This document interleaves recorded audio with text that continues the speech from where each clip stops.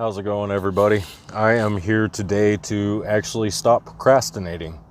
I've been really busy lately at work, putting in a lot of time at work. I've really been putting it off, but I got my solar all installed and everything. I never did complete it 100%. I wanted to add an extra breaker to it.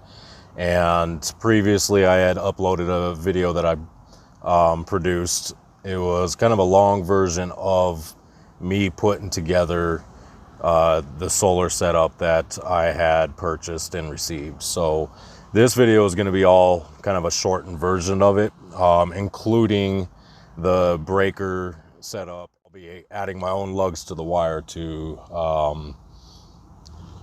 attach to the inverter as well as the battery. So I'm going to get on that real quick. Anyway, I hope you guys enjoy, and please feel free to comment below if you want to see the long version. You can check it out. I'll add a link in the description. And you know, so far it's been a working unit. Everything's working great. Got my coffee going with it.